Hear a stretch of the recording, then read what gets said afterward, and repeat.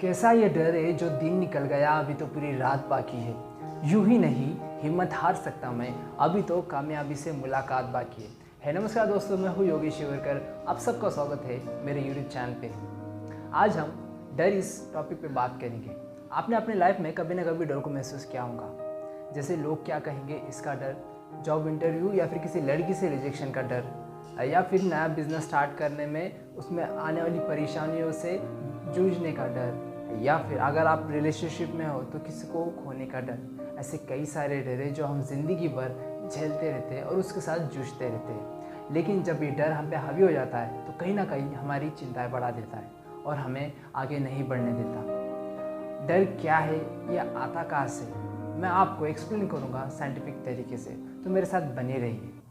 और जो भी मेरे चैनल पे नए हैं तो प्लीज़ चैनल को सब्सक्राइब कर लो और बेल आइकन को प्रेस कर लो, क्योंकि ऐसे काम की वीडियो आपके लिए आते रहेंगे और आप एजुकेट होते रहेंगे। खुश रहना, उदास होना, गुस्सा आना जैसे नेचुरल है, वैसे ही डर लगना भी नेचुरल है।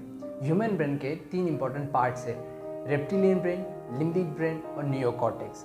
रेप्टिलियन ब्रेन का काम होता है हमें जिंदा रखना, सांस लेना और बॉडी को कंट्रोल करना। वही डर, खुशी, चिंता, उत्साह, ये सारे फीलिंग्स जनरेट होते हैं लिम्बिक ब्रेन से। इसे हम इमोशनल ब्रेन भी कह सकते हैं। थर्ड और लास्ट इंपॉर्टेंट पार्ट है नियोकॉर्टेक्स, क्योंकि इसी पार्ट की वजह से हम सोच पाते हैं।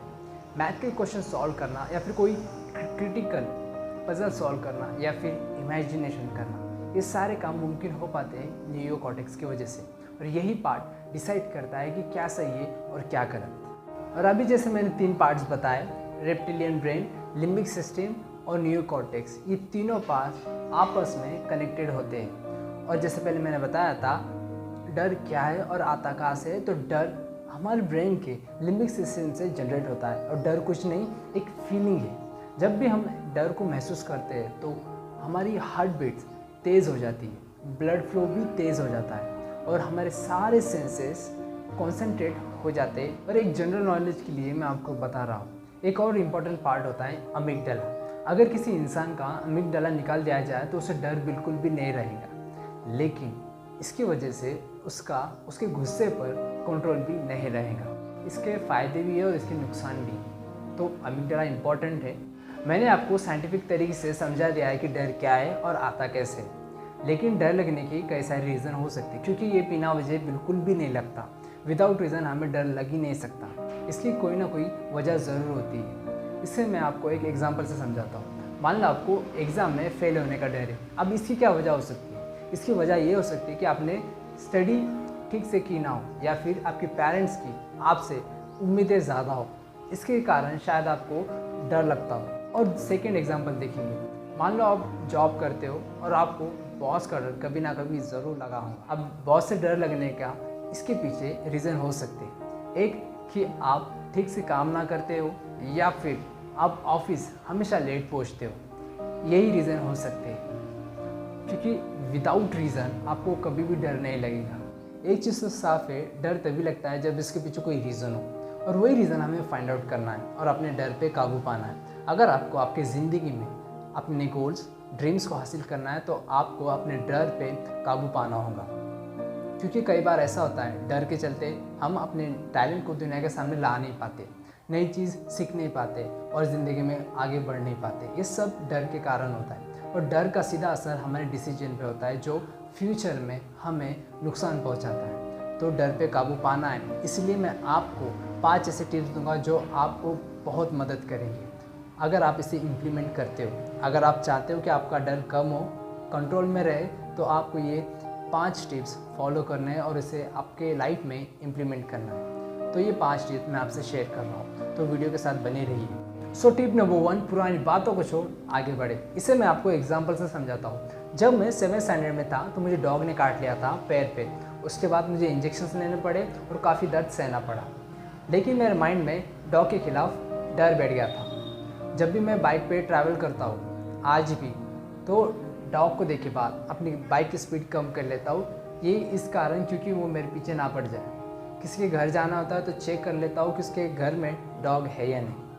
पहले काफ़ी सारा डर था, लेकिन अभी इतना नहीं है, अभी वो कंट्रोल में। क्योंकि एक बार मैं जान गया था डॉग से मैं जितना डरूंगा वो डॉग उतना ही मुझे डराएगा। एग्जैक्टली इन सेम वे डर से हम जितना डरेंगे वो डर हमें उतना ही डराएगा, क्योंकि ज़रूरी नहीं जो हो गया पहले वो आपको फिर से डराए या फिर परेशान करे। जो बीत गया सो बीत गया।